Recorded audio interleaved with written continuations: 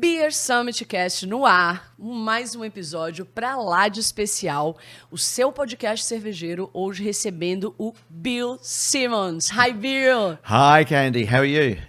We are so glad to have you here. That's very kind of you. Thank you. Okay. Bill, please, at what point of your life did you start working with beers and where did it happen? Well, it happened. I started my life out working in the music industry, and I spent 12 years in the music industry. And then I met my wife, who almost demanded that if she was going to marry me, I would need to get a proper job. And the proper job was I needed security, I needed to settle down, and I really needed to start again. Which was easier said than done. And I went to see a chap about a job and said to him, "Can you get me a job?" And he said, "Well, give me a clue. What do you like doing? What would you like to work in?" And I said, "Well, I like the pub, and I like beer. I like beer very much." And because I worked with a band called Spandau Ballet, and they were always in the pub. We were either in the betting shop or the pub. So I said to him, he said to me, "I've got just a job for you. It's working for a brewery in Yorkshire, in England, and it's called Samuel Smith." He said, "But it's working in London. It's working around the whole of London, and it's working with the pubs as well. So I think it would fit the criteria." And I said, "Oh, great, good. So when do I get this job then?" He said, "Well, no, you've got to go for the interview first." So I went for the interview, got the job, and that was the start of my career in the beer industry, really. This is a great story, man. A woman, always a woman. Well, yeah, you see, that's always it, When did competitions judging come and how many competitions around the world have you participated in? Right, well, about 10 years ago, I worked at Fuller's for 15 years. Fuller's is a London brewery of high renown. And about 15 years ago, I left Fuller's to set up my own consultancy. Basically, it was around helping small craft brewers get off their feet and become established.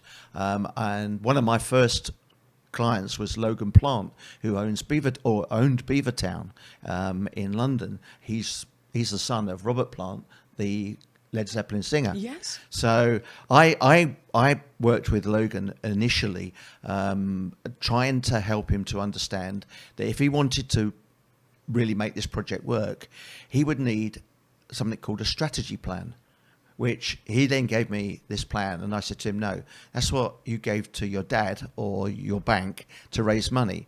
What I want to know is what's in here. Mm-hmm. What I want to know is what's your vision? What are you looking to do? What do you want? Ultimately, what do you want out of all this?" And he said to me, "Well, I want Beavertown sold on every street corner." And I said to him, "Well, you do understand that if that's what you want to do, if that's what you want, you're not going to be able to do that on your own. You're going to need the assistance of a global brewer." At which point we knew from then on where he was going to go and what he was going to do. All the rest fitted back into the plan. So I set my business up to do that, and because when I was at Fuller's, I'd worked very, very closely with the brewers. I'd worked with John Keeling and Derek Prentice, who I regard as two of the best brewers in the world. We used to taste not only our own beer, but we used to taste opposition's beer and evaluate them. We also, because Fuller's produced a vintage ale, John would come and see me once a month, and we would go through all of the vintage ales every year that we'd had them, and we'd decide which ones were tasting good and that we could sell, and the ones that weren't would on the dive, and then we'd have to wait for them to come back up again. Okay. And so therefore, for us, really, I got a great appreciation of the brewing process and everything else. And then somebody asked me to write a bit about brewing, so I joined the Guild of Beer Writers in England, and then they said, "Well, why don't you come and judge competitions?" And I said, What a nice tip. yeah, well, I know. And like you, I turned around and said to him, I can't do this. He said, don't be stupid. You know how to taste beer. You know how to evaluate beer. You know what the things are. He gave me a couple of books and told me to read. and I gaily went off to my first competition, which was in London.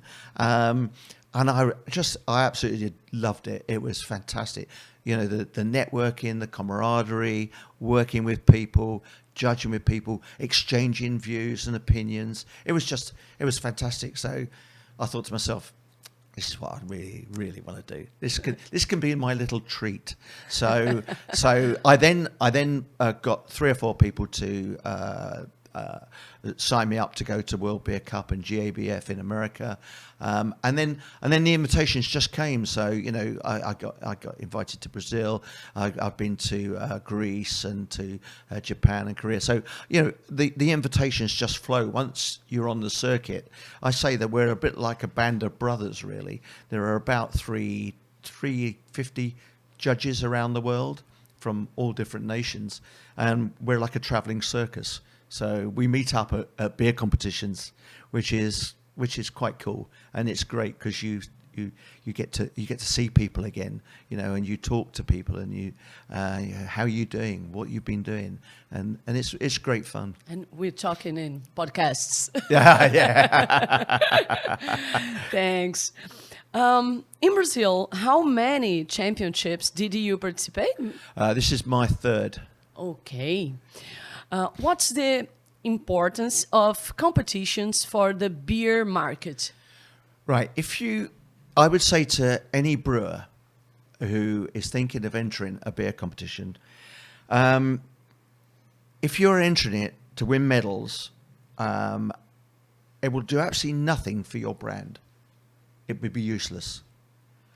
But if you're entering it to win medals and you are prepared to then put in the work that is needed from a beer competition to make it, to make your brand and aware around the country, locally first and then nationally, then it's of great value. Yes. I think the problem is that people just think that if say they win a gold medal and they put that on their packaging, that everybody will see it, and then they will assume and everything. Well, you know, assume it makes them ass of you and me. So at the end of the day, you know, if that's what you want to do, I would suggest don't enter beer competitions.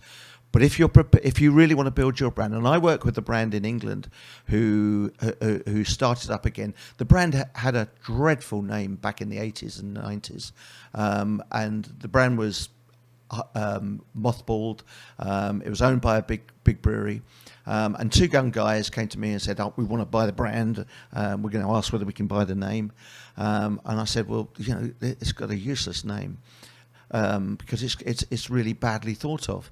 And they said, "Not the way we're going to do it." So they went and they got it brewed down in Germany, bring into England. But then they had a program of entering beer competitions, and they kept winning because the beer was so good. The beer was always top quality. So they kept winning. Once they had these medals, they could then do something with them. So they started really working social media. You know, the point is we want to get young people into drinking and quality beer. We don't want them drinking the giant national brewers' beers. We want them to drink the craft beers that are honed and that are loved across every land. So therefore, you know, I would say you need to have once you've won a medal, you then have to create a plan of where you're going to go, what you're going to do, and how you're going to entice. You know, it really disappoints me when I sit outside of a night time and the only beer that young people who work, all the staff here and whatever can drink is Heineken. Yes. I mean, why should that be? Well, it is because they're unable to get into the system. But if you've got all the tools behind you, and that includes have your beer having been awarded good medals and stuff, once that's all built up, you've then got a base to start from.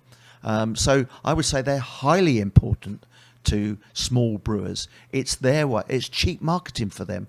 You know, they don't have the big budgets that the major brewers have, but they do have an opportunity.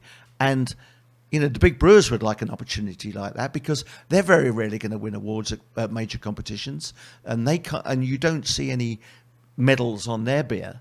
So you know, at the end of the day, you've now got the advantage. It's what you do with that advantage. It's how you exploit that opportunity that makes the difference. That says, yes, entering competitions is great. And Spencer and Richard at this company that I consult for, they always send me samples before they put the beers in for competition, so that they know that the beers they're sending are in good condition, they're high quality. You know, what disappoints me is when I judge a round of beers, and a lot of them are just, they're just not good enough. Why hasn't that beer been checked at the brewery? Why hasn't it been sampled? You know, you're spending that money putting it into a competition. Why aren't you taking the care to make sure that what you're putting... You have to send a great beer. Yes, you do. And, you know, that's the point. If your beer isn't in tip-top condition... And the one thing that I learned many years ago, I went to World Beer Cup in, I don't know, 2012 or something, maybe 14. And I sat there and we did all the evaluations and everything else. And we went to the awards ceremony afterwards, and they said, and the world's best lager is, and it was something like Miller's Light or Coors or something. And I just felt so dejected. And my friend said to me, he said, what you've got to remember, Bill, is that these companies spend millions and millions and millions on quality control. They get it. It might be bland, it might be insipid, but it's consistently bland and insipid. You know, a lot of the beers that we're talking about, you know, you get a bad one and it's not going to win a competition. Yes. So, you know, concentrating on making sure that what you send out is high quality is one of the most important things that you should be doing. Again, that is so true. Yeah, and if you don't, you know, you can't exploit a situation if you're sending out a whole raft of beers that are not up to scratch. You know, when people go into a bar and they see gold medal or something, and they go, "Oh, I think I'll have that one," and then you go and drink it, and you go, "Oh, what is that?" Whereas I say How this this brewery beer is a winner. Yeah, exactly. If it's a gold medal winner, they're given the confidence to buy it or purchase it at the bar. But if it doesn't deliver and it's not top quality, then you're not going to get a repeat purchase. So it's really important. And then you work it through. So, you know, social media is almost free. So if you want to get to the young, you have to go through social media. You know, and that's just a great opportunity for anybody to do it. You know, we are pouring here, we are pouring there. You know, these are high quality bars. You know, come and try, come and sample. And that's another thing is, you know, if you know your beer is on form, then give some little treats away. That beer, you know, would you like to sample it? Would you, you know, you normally have this. Why don't you try this? Oh, I like that. Yeah, I'll have that. So it's really important that it's not the competition that is important to win. It's exploiting the opportunity when you have been fortunate enough to win it. Yes. How do you see the Brazil Beer Cup? And in your view, how does it impact the beer market in Brazil and Latin America? I think I was quite knocked out when I first came to Brazil because Brazil, when I'm talking about, didn't have a reputation for good beer. You know, it had its normal beers that you go, I really don't want to drink that. But when I first came here and I judged the beers here, I was knocked out by the quality of some of the beers that I was drinking. They were outstanding. I also was exposed to new What categories was of beer. the year? Do you remember? 2018, I think. Wow. Yeah, so was it 2018? 20, yeah, it must have been 2018. Okay. And or it could have been mid 2019. I can't remember. But Okay. it was the new categories that I was judging as well. So I'd never tasted the Santa Catarina sours. So when I tasted these, it blew my palate away and it blew my mind.